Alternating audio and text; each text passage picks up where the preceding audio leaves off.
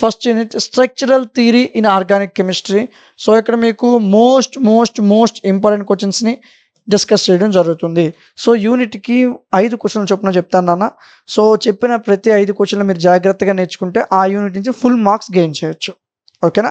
So మీరు ఈ first యూనిట్లో నేర్చుకుంటే 3 లాంగ్ ఆన్సర్ క్వశ్చన్స్ ఉంటాయి, 2 షార్ట్ ఆన్సర్ క్వశ్చన్స్ ఉంటాయి. సో అవి నేర్చుకుంటే అలా సరిపోతుందిరా ఎగ్జామ్కి వెళ్ళే ముందు. First question addition reactions. నాన్న ఇది క్వశ్చన్ ఫార్మేట్లో ఇవ్వండి నాన్న. మీకు ఇచ్చేటప్పుడు క్వశ్చన్ నెంబర్ వేసేసి ఎడిషన్ రియాక్షన్స్ అని ఇచ్చేస్తారు డైరెక్ట్గా. లేదా electrophilic addition reaction, nucleophilic addition reaction, free radical type addition reaction ఇలా ఇస్తాడు. అయితే ఎడిషన్ రియాక్షన్ ఇస్తాడు, లేదా ఈ 3 పేర్లు ఇస్తాడు. ఈ 3 ఇచ్చినా ఇది ఇచ్చినా ఒకటే. ఎడిషన్ అంటే కలపడం, సింపుల్ అంతే. In this reaction 2 atoms are added to a molecule without replacing anything. ఒక మాలిక్యూల్లో అందులో ఉన్న ఏ ఆటంని కూడా రీప్లేస్ చేయకుండా కొత్తగా ఒక ఆటం యాడ్ అయితే దాన్నే ఎడిషన్ రియాక్షన్ అంటారు. అంటే ఎడిషన్ అంటే యాడ్ చేయడం. ఒక రియాక్షన్లో లేదా ఒక మాలిక్యూల్లో ఏ ఆటంని రీప్లేస్ చేయకుండా ఇంకొక ఆటంని యాడ్ చేయడమే ఎడిషన్ రియాక్షన్. ఇందులో 3 types: electrophilic addition reaction, nucleophilic addition reaction, free radical type addition reaction. So ఈ 3 రియాక్షన్స్ మీకు నేర్చుకుంటే 10 మార్క్స్ కవర్ అయినట్లే. ఫస్ట్ది ఎలక్ట్రోఫిలిక్ ఎడిషన్ రియాక్షన్. అంటే ఎక్కడైతే ఒక రియాక్షన్లో ఏదైనా ఒక రియాక్షన్లో ఎలక్ట్రోఫైల్ అనేది యాడ్ అవుతుంది, అలా యాడ్ అయితే దాన్నే ఎలక్ట్రోఫిలిక్ ఎడిషన్ రియాక్షన్ అంటారు. చూద్దామా? These reactions involving attack of an electrophile at a point of high electron density. ఒక మాలిక్యూల్లో ఎక్కడైతే హై ఎలక్ట్రాన్ డెన్సిటీ ఉంటుందో అక్కడ ఎలక్ట్రోఫైల్ అనేది అటాక్ అవుతుంది, దాన్నే ఎలక్ట్రోఫిలిక్ ఎడిషన్ రియాక్షన్ అంటారు. దానికి సంబంధించిన ఒక ఎగ్జాంపుల్ రాయడం జరిగింది. ప్రతి రియాక్షన్కి ఎగ్జాంపుల్ కంపల్సరీగా రాయాలి. CH2CH + HBr hydrogen bromide react అయితే మనకి H3CCH2Br వస్తుంది. ఈ రియాక్షన్ మీరు కంపల్సరీగా ఎగ్జామినేషన్లో మెన్షన్ చేయాలి. ఓకేనా? సో ఎలక్ట్రోఫిలిక్ ఎడిషన్ రియాక్షన్ అంటే ఏంటి? ఒక రియాక్షన్లో ఎలక్ట్రోఫైల్ అనేది అటాక్ చేస్తుంది ఎక్కడ? హై ఎలక్ట్రాన్ డెన్సిటీ దగ్గర. దాన్నే ఎలక్ట్రోఫిలిక్ ఎడిషన్ రియాక్షన్ అంటారు. Very simple. Next nucleophilic. Electrophile attack చేస్తే ఎలక్ట్రోఫిలిక్, న్యూక్లియోఫైల్ అటాక్ చేస్తే న్యూక్లియోఫిలిక్. అంతే, పెద్ద కష్టమేం కాదు. These are the reactions taking place through the attack of nucleophile upon an electron deficient carbon. ఎక్కడైతే ఎలక్ట్రాన్ డెఫిషియెంట్ కార్బన్ ఉంటుందో అక్కడ న్యూక్లియోఫైల్ అనేది అటాక్ చేస్తుంది. దాన్నే న్యూక్లియోఫిలిక్ ఎడిషన్ రియాక్షన్ అంటారు. సో ఇక్కడ ఎసిటాల్డిహైడ్ అనేది హైడ్రోజన్ సైనైడ్తో రియాక్ట్ అయితే మనకి ఎసిటాల్డిహైడ్ సైనోహైడ్రేన్ వచ్చింది. ఈ రియాక్షన్స్ మీరు గుర్తుపెట్టుకోవాలి, ఇందులో చెప్పడానికి ఏముండదు. చూడన్నా, CH3C ఇక్కడ హెచ్ ఇక్కడికి వెళ్తుందిరా, CH3CH OHCN. ఓకేనా? సో అంతే, దీంట్లో పెద్ద మెకానిజం చెప్పడానికి ఏముండదు, మీరు గుర్తుపెట్టుకోవడమే. ఓకేనా? నెక్స్ట్ చూద్దామా? ఫ్రీ రాడికల్ ఎడిషన్ అంటే ఒక రాడికల్ని కలపడం. అంతే, వెరీ సింపుల్. ఒక ఆల్కేన్ తీసుకున్నాం, ఒక ఆల్కేన్ తీసుకుని దానికి ఒక రాడికల్ని కలిపావు. అదే చెప్తారు చూడు.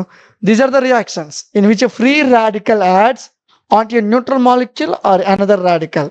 ఒక రాడికల్కి ఇంకొక రాడికల్ని యాడ్ చేయడమైనా లేదా ఒక మాలిక్యూల్కి ఇంకొక రాడికల్ ఇలా చొక్కుంటే దాన్ని రాడికల్ అంటారు నాన్న. ఒక మాలిక్యూల్కి ఇంకొక రాడికల్ యాడ్ చేయడమైనా ఇలా చేస్తే దాన్ని ఫ్రీ రాడికల్ ఎడిషన్ అంటారు. So 3 electrophilic addition, nucleophilic addition, free radical addition. ఇదే విధంగా ఇంకొక క్వశ్చన్ ఉంటుంది ఇందులో, సబ్స్టిట్యూషన్. ఎడిషన్ అంటే కలపడం, సబ్స్టిట్యూషన్ అంటే రీప్లేస్ చేయడం. అంటే ఫర్ సపోజ్ క్రికెట్ టీంలో ఎవరికైనా దెబ్బలు తగ్గిందనుకో, సబ్ కింద ఇంకోళ్ళు వస్తారు కదా, అంటే ఒకటిని ఇంకొకటి రీప్లేస్ చేస్తున్నాడు. సేమ్ ఇక్కడ అదే ప్రాపర్టీ, ఒక ఆటంని ఇంకొక ఆటం రీప్లేస్ చేస్తుంది. రీప్లేస్ చేయడాన్ని సబ్స్టిట్యూషన్ అంటారు. చూద్దా, it is a type of reaction in which atom, ఈ గ్రూప్ ఆఫ్ ఆటమ్స్ పక్కన పడి అన్నా కన్ఫ్యూజ్ అయిపోతారు. It is a type of reaction in which an atom in a molecule is replaced by another atom. ఒక atom ఇంకొక atom చేత replace చేయబడితే దాన్ని సబ్స్టిట్యూషన్ రియాక్షన్స్ అంటారు. సో దానికి సంబంధించి ఒక ఎగ్జాంపుల్ రాశాను. ఇది రాస్తే రాయండి, లేకపోతే నో ప్రాబ్లం. ఇక్కడ ఎగ్జాంపుల్స్ పక్కా రాయాలి ఈ రియాక్షన్స్లో.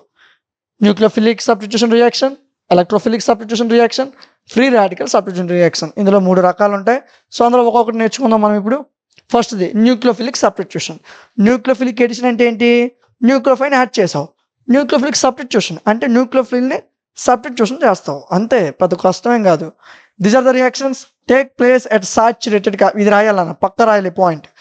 ఈ రియాక్షన్స్ అందులో జరుగుతాయి saturated carbon with low electron density. Saturated కార్బన్కి లో ఎలక్ట్రాన్ డెన్సిటీ ఉన్నప్పుడు మాత్రమే ఈ రియాక్షన్ అనేది జరుగుతుంది. ఓకే, ఒక న్యూక్లియోఫైల్ తీసుకున్నాడు, ఏంటి NH2- అని న్యూక్లియోఫైల్ తీసుకున్నాడు. Can approach the alkyl carbon and cause substitution.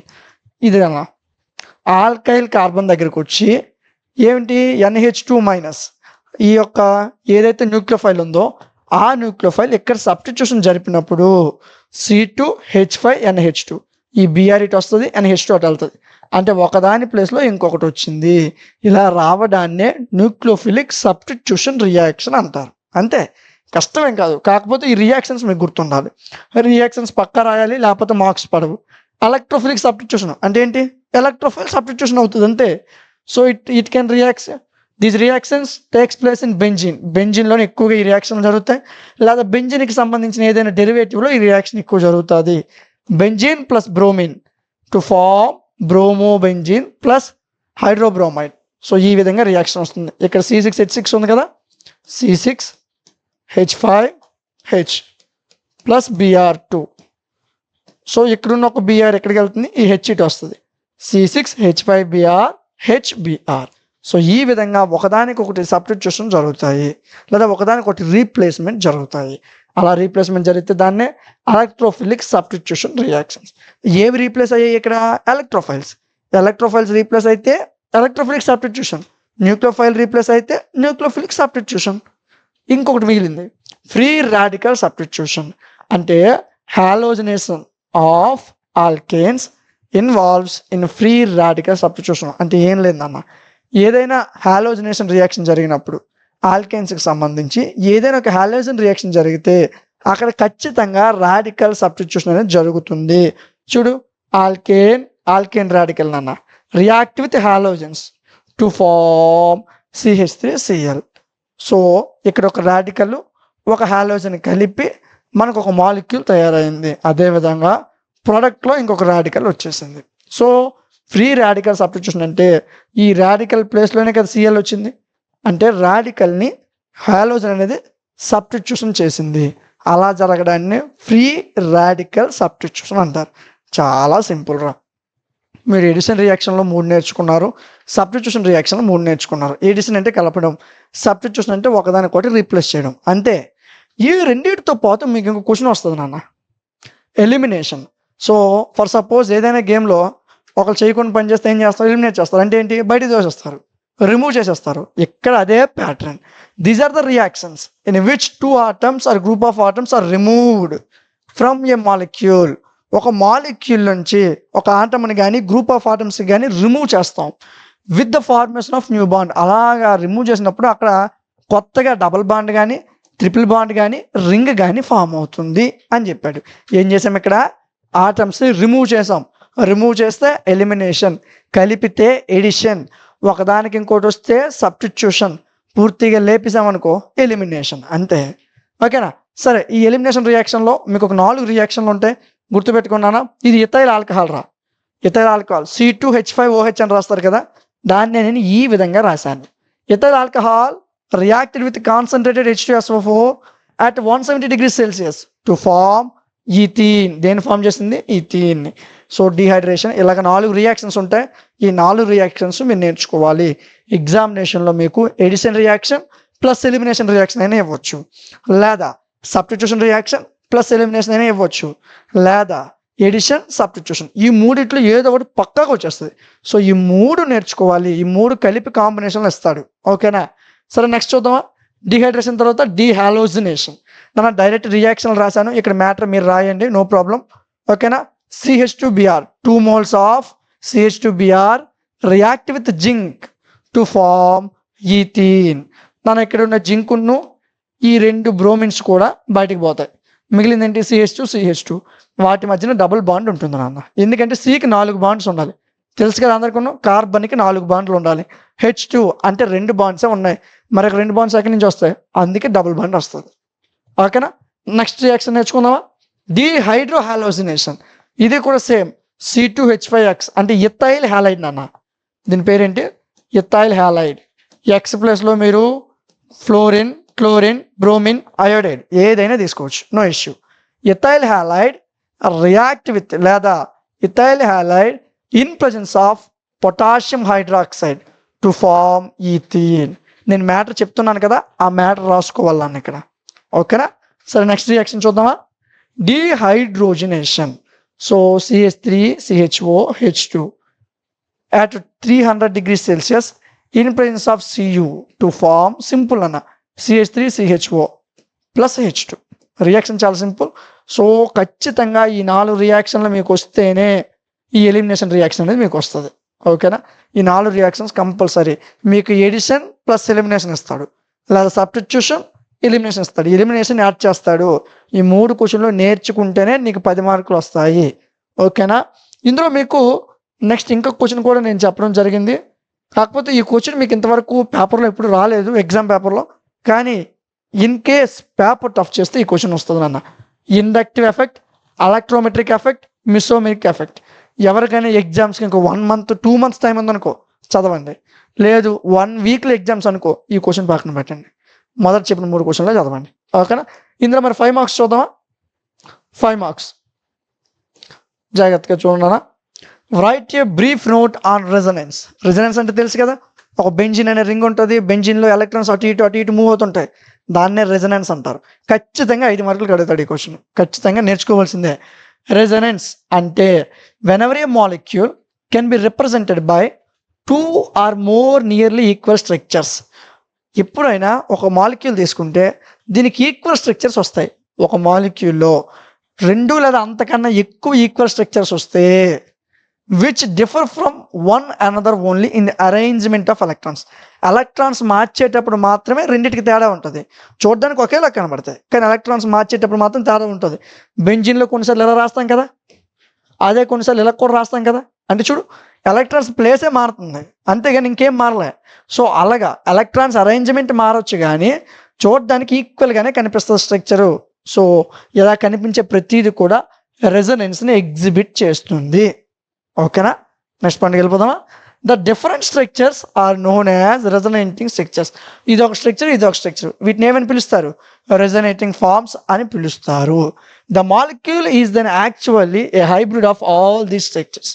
A resonance hybrid molecule, ఏదైతే ఈ రెజనెన్స్ హైబ్రిడ్ మాలిక్యూల్ ఉందో దీని యొక్క స్ట్రక్చర్ అనేది కొన్నిసార్లు ప్లానర్గా ఉంటుంది.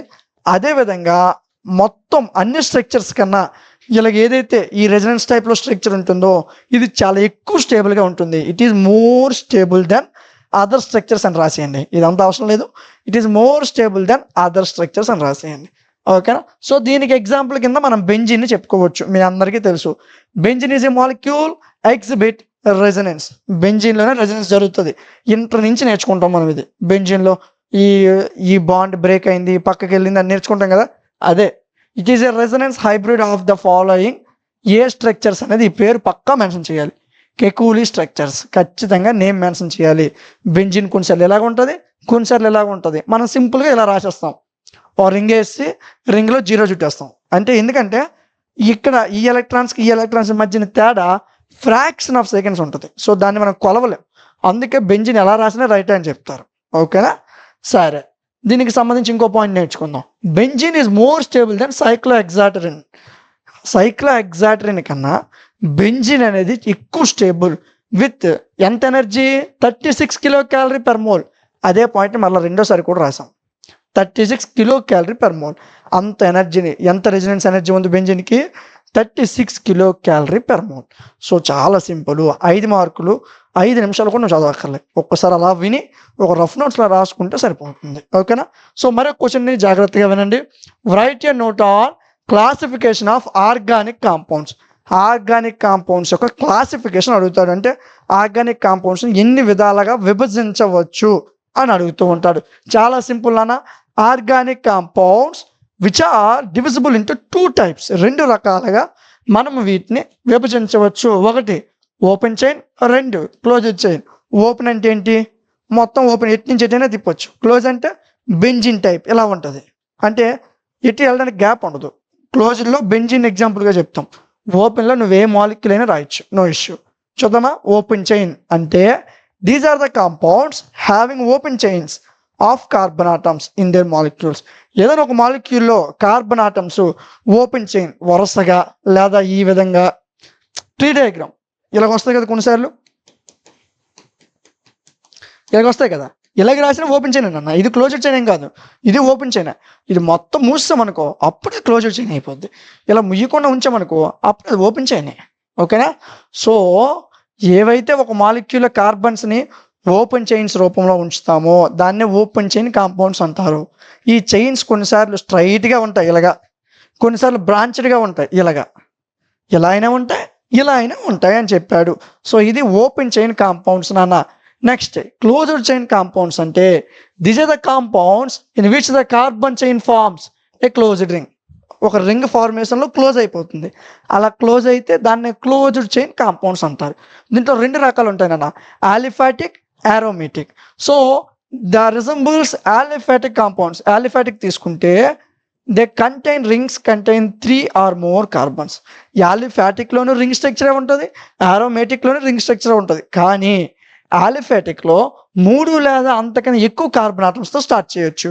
అదే aromatic అనుకో 6 కార్బన్లతో స్టార్ట్ చేయాలి. అంటే బెంజిన్ నుంచి స్టార్ట్ అవుతుంది. 5 కార్బన్లు ఉన్నా సరే దాన్ని aromatic అనం, 5 కార్బన్లు ఉంటే aliphatic అంటాం. ఓకేనా?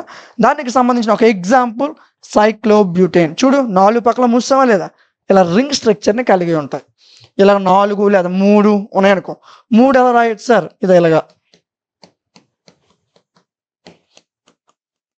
ఇది మూసినట్టే కదా.